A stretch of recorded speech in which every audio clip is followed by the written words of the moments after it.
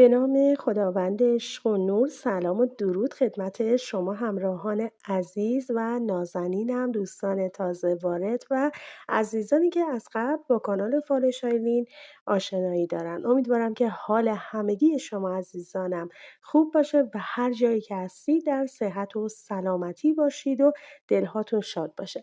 دوستای عزیز، امروز قراره که با نیت اینکه ببینیم آیا مسیری که داریم در زندگیمون میریم، هر مسیری که باشه، آیا این مسیر درسته ادامه بدیم یا خیر؟ حالا من بیشتر هدفم این هست که در مورد مسائل عاطفی صحبت بکنم، اما در این بین در مورد مسائل حالا کاری، مالی و هر مسئله دیگری هم اگر که افتاده باشه با نیت شما عزیزان حتما صحبت خواهیم کرد. میخوایم ببینیم که راه عشقی که داریم میریم، این رابطه‌ای که داریم ادامه میدیم آیا خوبه یا خیر؟ این دوست داشتن رو ادامه بدیم یا نه؟ لطفاً نیت بفرمایید تمامی انرژی‌های پاک خودتون رو متمرکز کنید بر فنجان قهوه که بسیار بسیار دقیق پاسخ میده و صحبت‌های بی‌نظیری رو همیشه میکنه و من با یک شهود بالا از جانب کائنات انشالله بتونم پاسخ نیت‌های شما عزیزان رو به بهترین نحو ممکن بدم. اما لطفاً قبل از اینکه نیت بکنید و فال رو ببینید و بگیرید، حتما کانال رو سابسکرایب کنید، زنگوله گنش رو فعال کنید، چون نیت برای شما سابسکرایبرهاییه که همراه ما هستید، ویدیوها رو میبینید، لایک و کامنت میذارید. دوستان عزیزم، با لایک کردن ویدیو و کامنت گذاشتن کاری کنید که این فال‌ها هم به نیت شما باشه و هم برای شما عزیزانم انرژی‌هاش صدق بکنه و اینکه برای دوستان عزیزتون هم حتما بفرستید. و اگر میخواید که از انرژی تراپی هایی که در این فال‌ها قرار داده میشه، ما فقط انرژی خوانی نمی‌کنیم، فال فقط نمیگیریم، بلکه انرژی درمانی داریم که به شما بسیار کمک میکنه تا بتونید بهترین مسیر رو با همت خودتون البته پیدا بکنید و انرژی هاتون مثبت بشه و فرکانساتون بالا بره، جذبتون هم راحت تر بشه. پس چنانچه که دوست دارید براتون این اتفاق بیفته و حال خوبی داشته باشید، حتما ویدیوها رو ببینید کامل، چون اه، خیلی براتون عالی تر هست و بهتر میتونید انرژی ها رو جذب کنید. عزیزان دلی هم که سابسکرایبر ما هستن و وفادارن، لایک، کامنت، سابسکرایب فراموششون نمیشه، میتونن تکنیت رایگان رو حتما از ما درخواست داشته باشن. خب عزیزان دلم، لطفا نیت بفرمایید. من با نیت شما سابسکرایبرهای عزیز، کسانی که همراه ما هستید و به ما انرژی های عالی میدید، این فال رو میگیرم. امیدوارم که هر آن چیزی که قرار هست شما بدونید کائنات به ما نشون بده و تمام خیرها براتون پیش بیاد و نفسم در حق شما عزیزانم حق باشه. آمین. خب دوستان عزیزم، فراموش نکنید که در قسمت کامنت ها حتما دعا بکنید، دعای خیر بکنید برای همدیگه، به خصوص که من حقیر رو هم از دعای خیرتون بی نصیب نذارید عزیزان. با نوشتن عدد 888 شما میتونید قدرت بیشتری رو پیدا کنید در جذب انرژی های عالی. صبر میکنیم تا شکل ببنده، برمیگردیم حضور شما عزیزان. بسیار خوب، ببینیم که فال قهوه چه صحبتی با ما داره.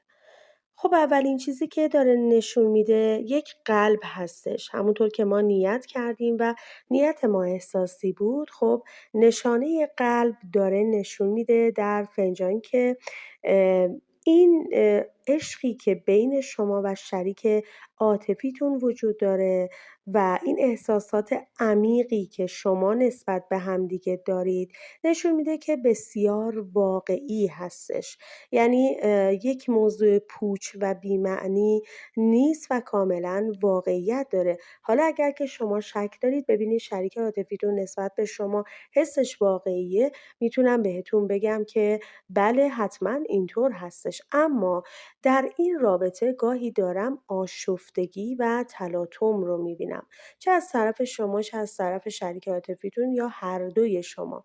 گاهی از علاقه زیاد باعث میشه که یک سری تلاطم و آشفتگی در رابطه شما عزیزانم به وجود بیاد. دوست عزیزم، یک سری ترک هایی رو داره نشون میده که نشون میده گاهی مشکلاتی در رابطه شما هست که تا به امروز هنوز حل نشده و فعلا من در حال حاضر حل شدنش رو هنوز نمیبینم. البته مشکلات خیلی مشکلات بزرگ و غیر قابل حلی نیست، اما یک مقداری شما دو نفر مثل اینکه با این مشکلات خیلی سر و کله میزنید، یا حالا شخص مقابلتون اینطور هستش. به هر حال باید اینها به مرور زمان انشالله حل بشه به امید خدا.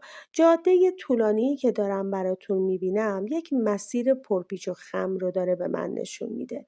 خب نشون میده که یک سری چالش هایی در راه شما، حالا اگر نیت شما عاطفی بوده، وجود داره، اما به هر حال رسیدن به مقصد رو من دارم براتون میبینم. یک مقصد روشن براش افتاده که انشالله براتون خیر هستش. رابطه‌ای که اکنون دارید و دارید ادامه میدید همچنان ادامه دار خواهد بود، حتی اگر که شما مدتی است که قهر کردید، سردی دارید یا هرچی. این رابطه رو فعلا من ممتد دارم میبینم، حالا یا علاقتون رو، هر چیزی که هستش، یا اینکه حتی اگر برای کارتون یا مسائل مادیتون نیت کردید، فرقی نداره. به هر حال دارم این راهو میبینم که دارید تلاش میکنید تا از موانعی که بر سر راهتون هست عبور کنید و رسیدن به مقصد رو دارم برای شما دوست عزیزم میبینم. تلاش هایی میکنید که در واقع از این مشکلات بتونید نجات پیدا بکنید. ببینید چیزی که داره نشون میده یک پله، این که این راهی که دارید میرید میتونید به مقصد برسید همونطور که گفتم، ولی داره بهتون میگه که اگر شما یک رابطه‌ای داشته باشید که خودتون هم میدونید که مستحکم هستش، با تلاش هاتون میتونید بر مشکلات غلبه کنید. پس اگر که یک مقداری تزلزل در حال حاضر در رابطه شما وجود داره، دوست من، باید سعی کنید این رابطه رو برگردونید به روزهایی که مستحکم بوده تا بتونید مشکلات رو به خوبی حل بکنید. چرا که اگر این کار رو نکنید حتما مطمئن باشید که ارتباط شما در خطر قرار خواهد گرفت و باید سعی کنید با ملایمت دوباره شرایط رو ایدئال کنید و فکر مشکلات بعدی نباشید. به مرور میتونید با سیاست، با تدبیر خودتون از این مشکلات و چالش ها انشالله سربلند بیرون بیاید به امید خدا. باز یک درخت رو دارم براتون دوستای عزیزم میبینم، نشون دهنده رشد هست در زندگی شما، ثبات در زندگیتون هست، به خصوص که اگر شما در مورد مسائل مالی و کاری نیت کردید یا اینکه در مورد مسائل شغلی شخص مقابل یا مالی شخص مقابل نیت کردید، من دارم ثبات و رشد رو براشون میبینم که فوق العاده میتونه به شما کمک بکنه.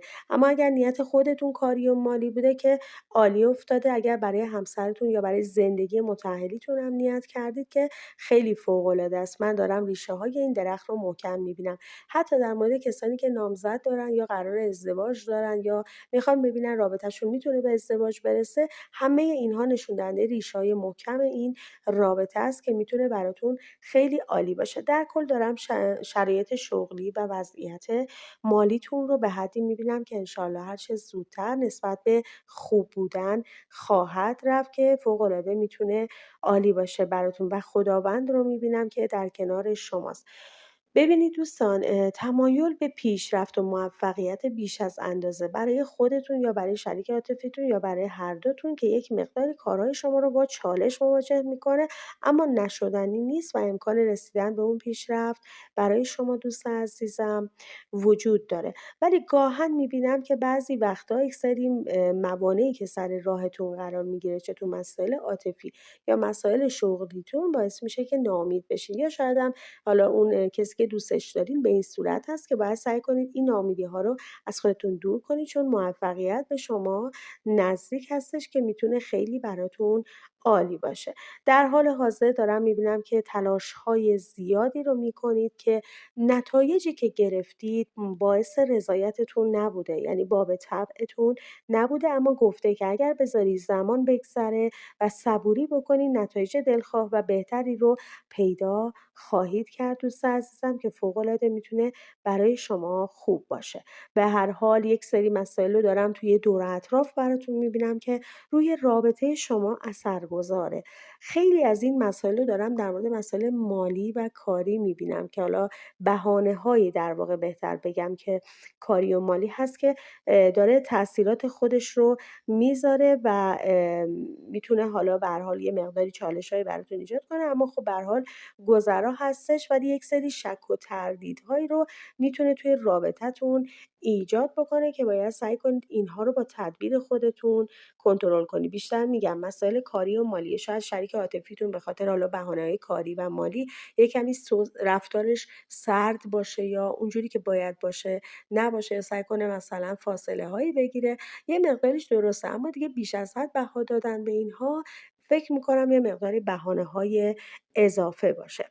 مورد بعدی که دارم میبینم دوستان عزیزی که نیت خرید خونه دارن، نیت جابجایی خونه دارن، نیت اینکه به یعنی یک مکان امن داشته باشن توی خونشون و یا اینکه ثبات خانوادگی داشته باشن. من دارم خانه رو براتون میبینم که نشون میده مشکلات خانوادگی شما دوست عزیزم انشاءالله برطرف خواهد شد.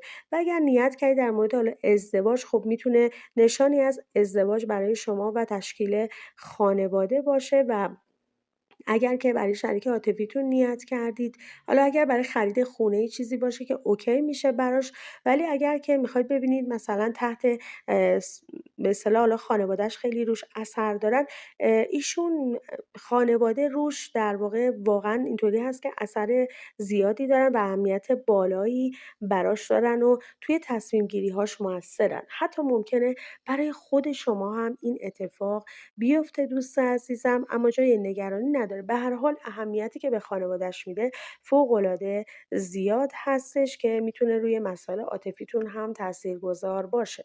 ولی در کل در مورد مسائل خانوادگی، ثبات خانوادگی، برطرف شدن مشکلات، هر نیتی که کردید براتون خیر هستش و جای نگرانی رو براتون نمیبینم دوست عزیزم. مورد دیگری که دارم میبینم این هستش که یه مانع بزرگ رو دارم در مسیر رابطتون میبینم که یه سری حالا شاید هم این مانع چالش‌های عاطفی باشه که بین شما و به اصطلاح شریک عاطفیتون در واقع ایجاد شده، یا یک سری تفاوت‌های شخصیتی که با همدیگه دارید، یا حتی مسائل کاری و مالی همونطوری که گفتم که اینها رو باید سعی کنید، میگم دیگه باید با صبوری و با سیاست خودتون سعی کنید اینا رو پشت سر بذارید. یک مسیری رو حالا یا شروع کردید یا میخواید شروع بکنید، دودلی شک و تردید دارم براتون میبینم و عدم قطعیت دارم در اون براتون میبینم. شاید در مورد مسائل کاریتون باشه، شاید هم به تازگی یک رابطه‌ای رو آغاز کردید. اگر شما کسی هستید که به تازگی رابطه‌ای رو آغاز کردید یا میخواید وارد این رابطه بشید، اون تصوراتی که دارید نسبت به این رابطه رو من دارم یه مقداری عدم قطعیت درش میبینم در حال حاضر، چون اوایل کار هست. و یا اینکه یه سری شک و تردیدهایی که باعث میشه شما نتونید یک تصمیم قاطعانه بگیرید، چه توی مسیر کاری مالیتون چه توی مسیر عاطفیتون، و این باعث میشه که فکر شما مدام پراکنده باشه به این طرف و اون طرف. اما باید یه مقداری باز هم زمان بدین نسبت به این قضیه اگر تازه وارد رابطه شدین، یا اینکه اگر که شخصی توی زندگیتون بوده برگشت داشته به زندگیتون، یا اینکه اصلا کاتید و طرف مثلا ممکنه که بیاد آشتی کنید اما دیگه مثل سابق بهش اعتماد نداشته باشید. این رو میگه باید بهش حتما زمان بدید دوست عزیزم. ببینید چیزی که داره نشون میده این فاصله هست که بین شما و شخص مورد نظرتون وجود داره. خب فاصله اگر که شما در حال رابطه هستید در حال حاضر، نشون دهنده یه سری سوء تفاهم‌ها و اختلافاتی هستش یا موانعی هستش که خدمتتون گفتم و ممکنه که براتون ایجاد بشه. دقت داشته باشید. اما اگر فاصله داشتید بین شما و شریک عاطفیتون، قهر، ناراحتی و جدایی بوده، امکان آشتی رو داره بهم نشون میده دوست عزیزم که فوق‌العاده میتونه برای شما دوست من عالی باشه. حس آزادی، حس رهایی، خبرهای خوب و تصمیم‌گیری‌های جدید رو دارم برای شما دوست عزیزم میبینم. اگر که دنبال آرامش میگردید، آرامش رو دارم براتون میبینم، چرا که پرنده‌ای در حال پرواز هست که حس خیلی خوبی هست که نگرانی‌ها و تردیدهای شما انشالله برطرف خواهد شد. یک تصمیم درست و حسابی میگیرید که انگار شما رو به یک رهایی خواهد رسوند که فوق‌العاده خوب هست.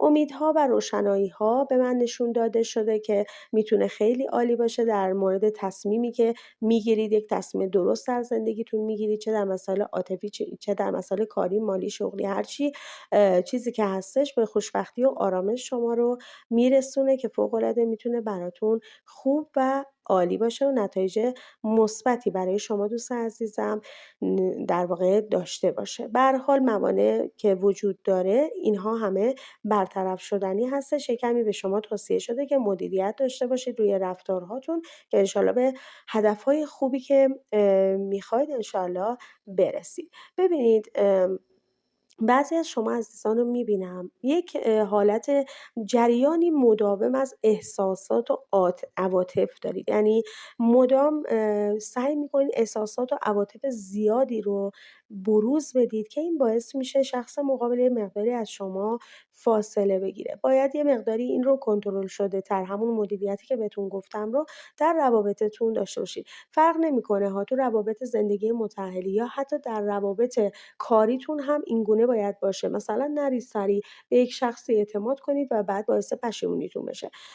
در واقع سعی کنید خطوط قرمز رو نگه دارید. یه سری تغییر و تحولات رو دوست من دارم براتون میبینم که بسیار قویه و خیلی زود برای شما دوست من اتفاق خواهد افتاد. به هر صورت چیزی که داره به من نشون میده این هست که شما اون صبر و شکیبایی رو که داشتید و هنوز هم باید داشته باشید، مطمئن باشید که به میوه‌دهی، به پاداشدهی خواهد رسید. چه تو مسائل کاری یا عاطفی فرقی نمی‌کنه. داره نشون میده که ممکنه برای رسیدن اون چیزی که مطلوبتونه صبر و تحمل زیادی رو کردید، اما چیزی که داره نشون میده این هست که این رابطه یا این کار یا این به اصطلاح سرمایه‌گذاری مالی، هر چیزی که نیتتون هست، با توجه به زمانی که شما میذارید پتانسیل شکوفا شدن رو عالی خواهد داشت دوست عزیزم که میتونه براتون خیلی خیلی عالی باشه. یه مقداری جاه طلبی رو، اهداف بلند پروازانه رو در شما یا در شریک عاطفیتون میبینم که توی زندگی کاری هستش که نشون میده که در واقع یه سری اهداف خیلی خیلی بزرگ دارید که گاهی شاید رویایی باشه و دارید براش تلاش میکنید. حالا وقتی که میگم دارید، منظور فقط خود شما نیست، ممکنه حالا شخص مقابلتون هم باشه یا اینکه اگر که در مورد مسائل کاری هست در مورد خودتون باشه. ببینید سعی کنید اهدافتون معقول باشه و کوچیک کوچیک تا بتونید به راحتی بهش برسید و حتما هم رسیدن بهش وجود داره دوست عزیزم، نگران نباش. اما یه مقداری اگر خیلی هدفهای بزرگ و رویایی داشته باشید ممکنه رسیدن بهش کمی سخت باشه و شما رو آزرده بکنه. باید سعی کنید که مسیرتون رو به درستی انتخاب بکنید دوست من.